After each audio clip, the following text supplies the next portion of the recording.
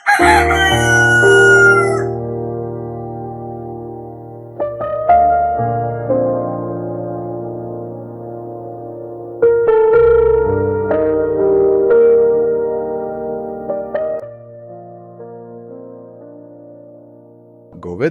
तुम कहाँ जा रहे हो? चाचा जी, मैं घर का कुछ सामान खरीदने शहर जा रही हूँ।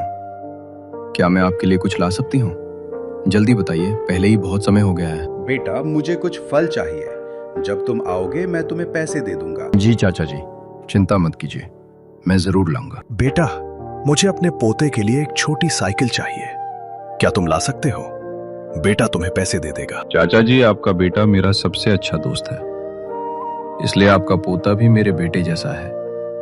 मैं जरूर खरीद कर लाऊंगी। मुझे लगता है मुझे दूसरी बस लेनी पड़ेगी। ठीक है चाचा जी, मैं जा रही हूँ।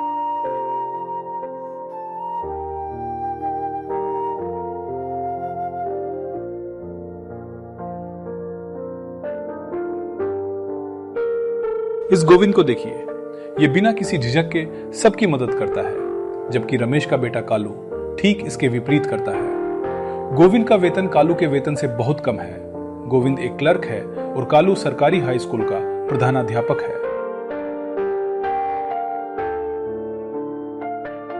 मेरे सच्चे और सबसे अच्छे दोस्त, तुम कहाँ जा रहे हो? आप मुझसे किस प्रकार का काम चाहते हैं? जी हाँ, आपके साथ कोई काम नहीं है। आप यहाँ मिले तो सोचा 2 मिनट बात कर लें। अच्छा, अब आपके पास काम के बिना दोस्तों और अन्य लोगों से बात करने का समय है? हाँ, मैं बदल गया हूँ।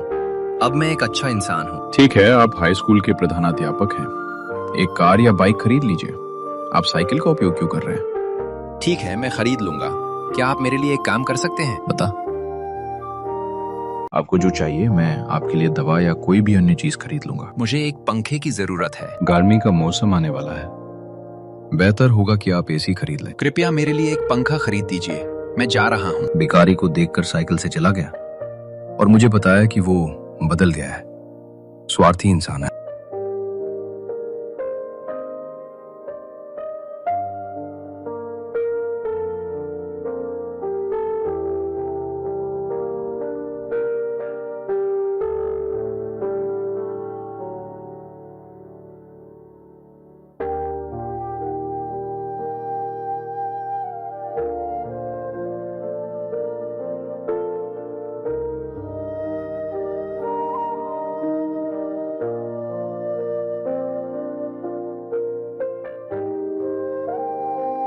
आपके निर्देशों के अनुसार मैंने वेतन बिल के लिए प्रत्येक कर्मचारी से 100 रुपए में से 1400 रुपए एकत्र किए हैं। राकेश को पैसे दे दो, उससे कहो कि कल तैयार रहे। वो मेरे साथ जिला शिक्षा कार्यालय में वेतन का बिल जमा कराने जाएगा। ठीक है, आप जाइए। कृपया राजेंद्र को चर्चा के लिए भेजिए।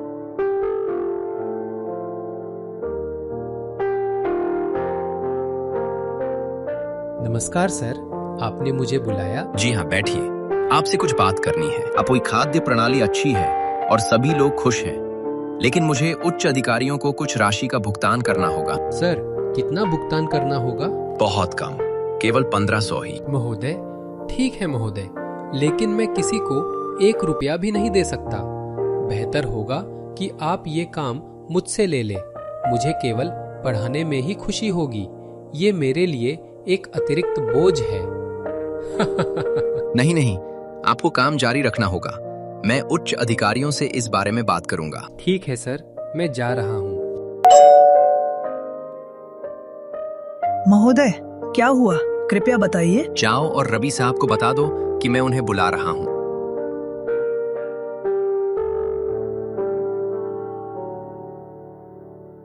इस वर्ष हमारे केंद्र में वार्षिक परीक्षा हो रही है, जिसमें 4 स्कूलों के छात्र परीक्षा देने आ रहे हैं। कुछ अभिभावकों ने अपने बच्चों की मदद करने का अनुरोध किया है, इसलिए मैंने उनसे प्रत्येक छात्र से कुछ राशि देने का अनुरोध किया है।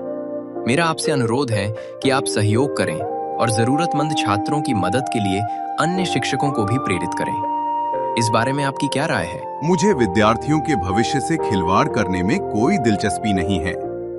दूसरे स्कूलों के विद्यार्थी भी मेरे ही विद्यार्थी हैं। मेरी सोच के अनुसार हमारे स्कूल के अन्य कर्मचारी भी मुझसे सहमत हैं और वे किसी भी स्तर पर किसी भी प्रकार के भ्रष्टाचार को बर्दाश्त नहीं करेंगे। हम सभी एक स्वस्थ वातावरण बनाने के लिए प्रतिबद्ध हैं। कृपया हमारी मदद करें। यदि आपको अन्य कर्मचारियों से कोई अपेक्षा है तो कृपया उनसे संपर्क करें, लेकिन मैं किसी से कुछ नहीं कह सकता। ठीक है, जरूर। आप जो सोच रहे हैं वही मैं भी सोच रहा हूँ। बस आपके मन की जांच कर रहा था, इसीलिए मैंने ऐसा कहा। चिंता मत करो, हम बिना किसी भ्रष्टाचार के सुचारू रूप से परीक्षा संपन्न कराएंगे। अब आप जा सकते हैं।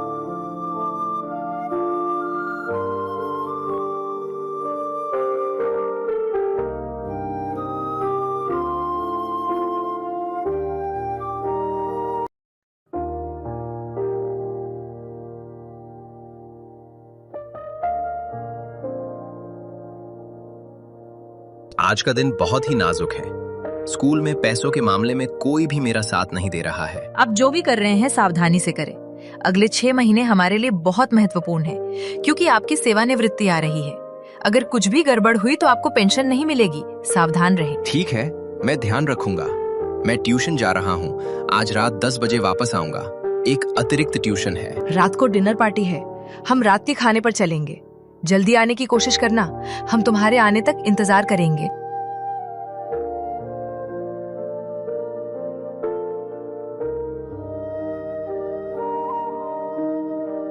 क्या हम कार खरीद सकते हैं? क्योंकि हमारी बेटी शहर में पढ़ रही है और हम उससे महीने में कम से कम एक बार मिलने नहीं जा पाएंगे। मैं महीने में एक बार जाना चाहता हूँ। ठीक है मेरी प्यारी पत्नी, अगले महीने हम कार खरीदेंगे। साथ ही आपको यात्रा के लिए एक स्कूटी भी खरीदनी होगी। ठीक है, अब स्कूल जा रहा हूँ।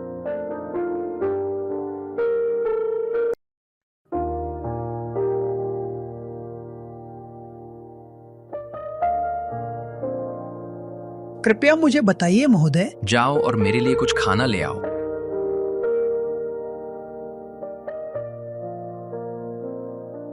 तुम कौन हो? मैंने तुम्हें स्कूल में पहले कभी नहीं देखा। हम क्राइम ब्रांच से हैं। सुबह से हम आपके पुराने रिकॉर्ड की ऑडियो रिकॉर्डिंग कर रहे हैं, क्योंकि आपके खिलाफ कई शिकायतें मिली हैं। हमने देखा है कि सभी रिकॉर्ड ठीक से रखे गए हैं, लेकिन जब हमने आपके आंकड़ों के अनुसार जमीनी सर्वेक्षण का ऑडिट किया तो सभी आंकड़े गलत निकले। इसका मतलब है कि आपने फर्जी रिकॉर्ड बड़ी चालाकी से बनाए रखे हैं। इसलिए अगर आपको कुछ स्पष्टीकरण चाहिए तो कृपया बताएं। मुझे आपकी उपस्थिति के बारे में किसी ने सूचित नहीं किया। वैसे भी मेरे पास जो भी रिकॉर्ड हैं वे सही हैं और उनमें कोई गड़बड़ी नहीं है। मुझे समझ नहीं आता कि आपने गलतियां कैसे ढूंढ ली। हमने आपके सभी कर्मचारियों को सख्त हिदायत दी है कि वे आपको सूचित ना करें। हम जानते हैं कि आप हमारी बात नहीं मानेंगे। अब हम आपको हिरासत में ले रहे हैं और अदालत में आपको अपनी सच्चाई साबित करनी होगी। कृपया हमारे साथ आइए।